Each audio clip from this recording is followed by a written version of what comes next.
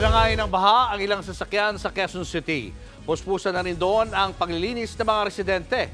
At live mula sa Quezon City, nasa frontline ng balitang yan, si Brian Basa. Brian? Julius, baka sa West Riverside Street dito sa Quezon City ang hagupit ng habagat kahapon. Madilim, walang kuryente sa kahabaan ng kalyeng ito. Maputik, tanyo, lumulubog yung bota ko kapag sinusubukan kong maglakad. Ang hirap maglakad dito.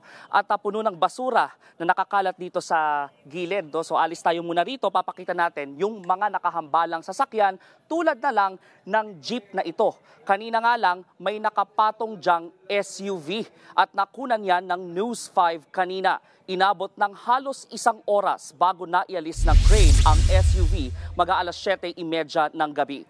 Sa paligid, naghalo ang putik at ang sari-saring gamit tulad ng pinakita namin sa inyo na tinangay ng baha. Kanina nga, may mga nakita pa tayong mga batang nangangalakal ng kung ano-anong mapakikinabangan pa. Pero basa pa ang putik lalo na sa ibang mga kaling nabisita natin kaya madulas at delikado. Kanya-kanyang kayod ang mga taga rito para ilabas sa bahay ang mga gamit nilang binaha.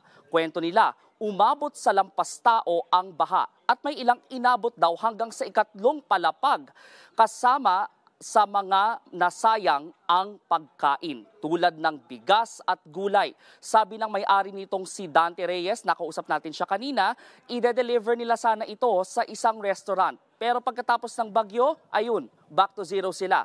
Nakausap din natin ang mga may-ari ng inanod o ang may-ari ng inanod na jeep na si Roger Samonte. Umaasa siyang tutulungan siya ng nagbenta sa kanya ng jeep na siya ring may-ari ng SUV na inalis kanina para matustusan ang pagpapagawa sa jeep. Wala raw kasi silang kapera-pera. Katunayan, 1 beses pa nga lang daw silang nakakain ngayong araw. Ayon kay Barangay Del Monte Chairman Leo Pabustan, marami na silang nalinis sa lagay na yan, pero mukhang kakailanganin pa raw ng 10 truck. Yan mismong sinabi niya, kakailanganin pa raw ng 10 truck para malinis lahat ng putik at basura. May mga ilan kasi ritong galing pala sa ibang mga barangay. Isa sa mga pinakamababang lugar kasi sa Quezon City ang West Riverside na nasa gilid ng Dario River. Paliwanag ng kapitan, ang West Riverside ang catch basin o tagasalo ng baha at basura mula sa matataas na lugar. Kahit daw ulan nga galing Fairview na kilometro ang layo, dito raw napupunta. Samantala, puspusan ngayon ang clearing operations ng Quezon City Government, pati yung mga residente rito sa likod natin, sinusubukan ng ialis ang pagkakahambalang ng jeep na ito at mukhang nahihirapan ng mga residente dahil nga sa bigat ng sasakyan na kailangan nilang itulak. Ayan, so sinusubukan nila ngayong iatras. Pero mukhang dahil sa putik na rin ay hirap silang igalaw ito.